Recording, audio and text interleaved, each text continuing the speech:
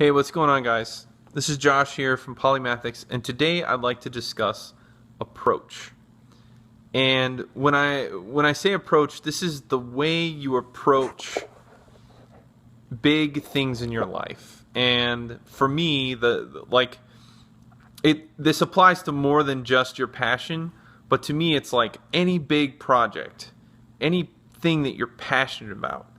And the reason why I say that is because I truly believe that if you're not doing the things that you're passionate about, that A, you'll probably peter out before you get them finished, and B, they're not really worth doing anyways, right? We all have a purpose in our life, and the more we stick to that purpose, the more fulfilled we are and the better we can help those around us. Anyways, it's a side note. So the approach is, once you know what it is that you feel truly passionate about, then it's a matter of, taking action. But then the question, and I did a whole post on taking action. If you want to check it out, I'll leave a link below. But then the question is, well, what do I take action on, right?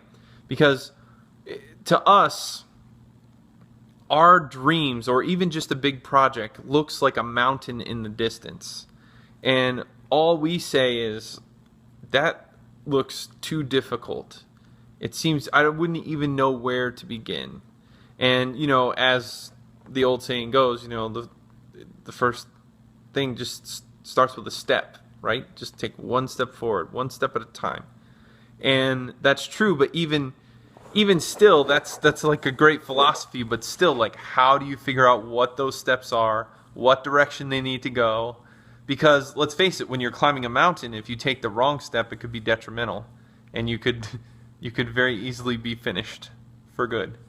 So the same thing applies to any big project.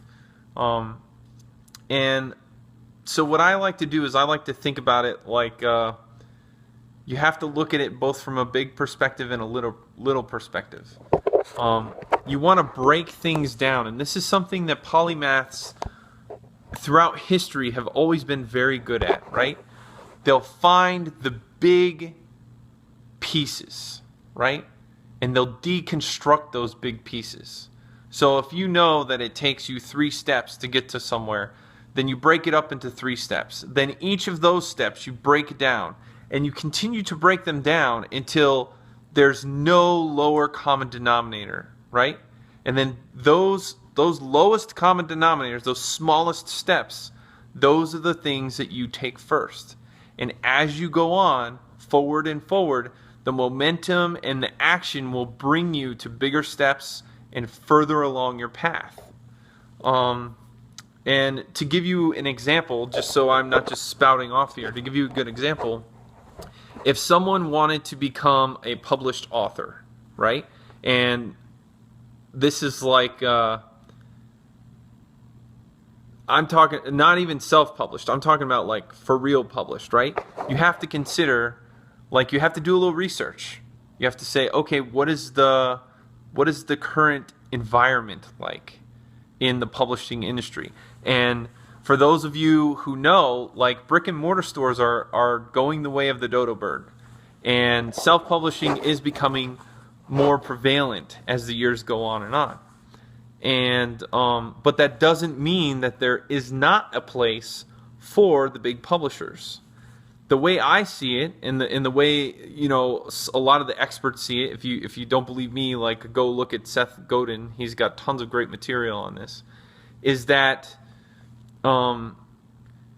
authors will build their own platform, build up a fan base first, before they can get the recognition of the big publishers.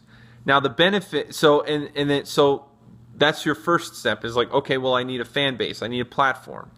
And then from there you have to break it down. Well, like, what platform? Who are my fans, right? What am I writing about? All of these things. And then you break those things down. So if your platform is going to be, say you want to write short flash fiction on a website that you build and maintain, and then slowly build your fans over that, then you need to think, okay, so what do I need in order to have a website? Bare bones, right? What do I need like how often will I create this flash fiction and things like that? And so you break it down into the smallest steps. And then you say, okay, so once I have the website and the flash fiction is going and I'm starting to build a fan base, then what's my next step after that? Maybe I compile a year's worth of flash fiction and self-publish it as a free ebook, and then I put it out on Goodreads or something like that, right? And you continue to make steps until you can see the path that's going to get you all the way to the final goal, right? For those of you who are having difficulty just writing a novel, maybe the first step is also reading a couple books on how to write a novel. There's no doubt that in order to achieve big goals like this, you have to do your research, you have to invest time.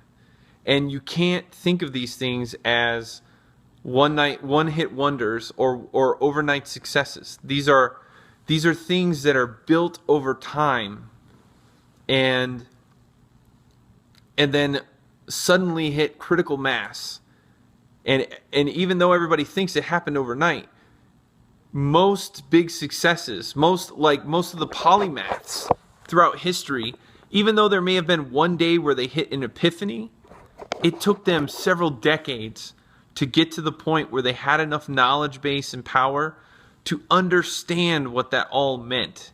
And then, for example, like if you look at Plato's The Republic or any of his books, honestly, like it took him decades to understand that information, to learn it, to understand how it applied to the world. And then it took him time to then write it and then broadcast it to the rest of the world. It did not happen overnight. So if you have a true dream that you believe in, you have to invest. And you have to take this approach, both the big picture and the small picture. And with the big picture in mind, you build the small steps, and then you start to take action. Anyways, I hope this wasn't too confusing, and I hope it helps. If you like what you heard, please give me a like. And if you want to hear more, go ahead and subscribe. And tell all your friends. Until next time, take it easy.